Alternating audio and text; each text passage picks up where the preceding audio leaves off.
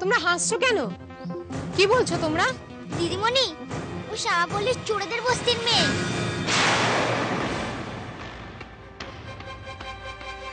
আমি বুঝেছি, তোমরা সবাই চুপ করে বসো, কেউ কোনো কথা বলবে না।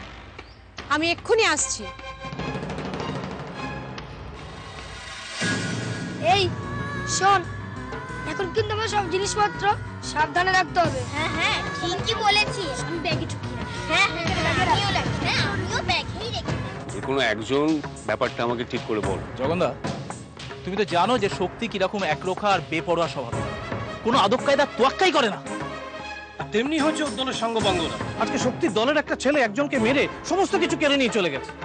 আর এখন পুরো ব্যাপারটা ধামাচাপা দেওয়ার চেষ্টা করছে। কেন জানো? যাতে তোমার কানে ব্যাপারটা না যায়। আজ পুলিশ আমাদের কলার ধরতে পারেনি কারণ ওদের কাছে কোনো প্রমাণ নেই, কারণ আমরা সবাই এমন ভাবে থাকি যে আমাদের সন্দেহ করা মুশকিল। সত্যি আর তার ছেলেরা যা করছে, তো বাইরে বিপদ ঘরে থেকে নিয়ে আসছে। এখন তুমি আমাদের ভরসা জগন্দা, তুমি আমাদের প্রধান, তোমার কথা মানতে আমরা কোথা থেকে ভাবছি।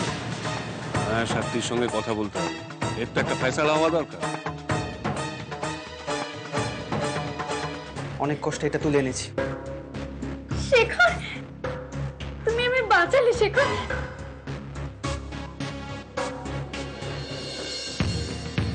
কি হলো, তুমি খুশি হওনি মনে হচ্ছে? আর খুশি? সুমনা, তুমি এই চেনটাকে পুড়িয়ে দাও, ছিঁড়ে ফেলো, যা খুশি করো, কিন্তু আমার চোখের সামনে থেকে সরিয়ে দাও। তোমার কি মাথা খারাপ? কেন? তুমি জানো, এই চেনটা দেখে আজকে চোর মার্কেটে একজন প্রায় চিনেই ফেলেছিল।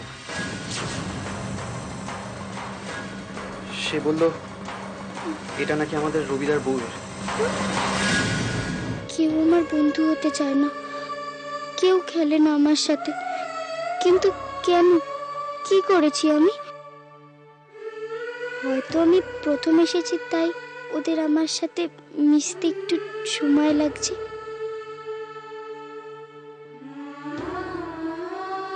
আমি বরং দোলনা চড়ি।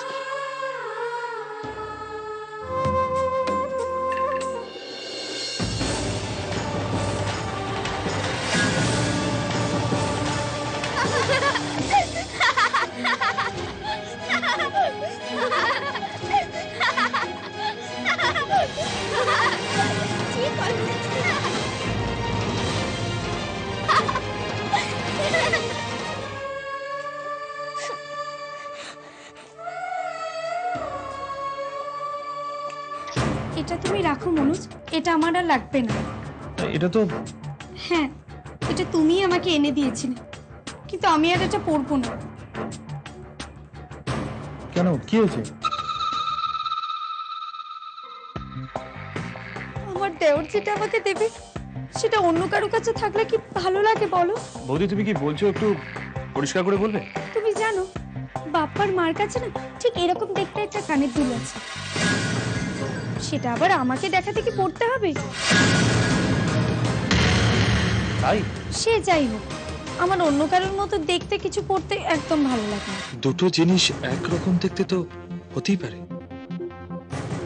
তার মানে শেখর তাকে নিয়ে যা সন্দেহ করেছি সেটা কি ভুল? অন্য কেউ তাহলে রতনদার বইয়ের গলা থেকে চেনটা ছিনিয়ে নিয়েছে। মনোজের বিয়ের বয়স তো হলো, বিয়ে থা দাও, ঘর সংসার করুক। হ্যাঁ,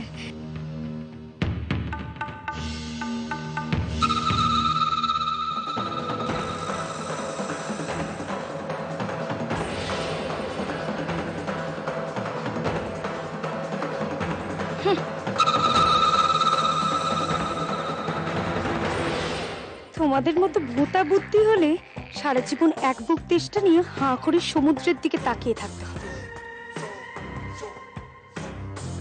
মনোজের বউয়ের ওপর কর্তৃত্ব দেখানো তো ঠিক আছে, তা বলে কি মনোজকে হাতছাড়া করা বুদ্ধিমানের কাজ হবে? তাছাড়া বউ এলে তো মনোজের রোজগার তারই হাতে চলে যাবে। না না না না না, আমি এসব হতে দিতে পারি না, কখনো না।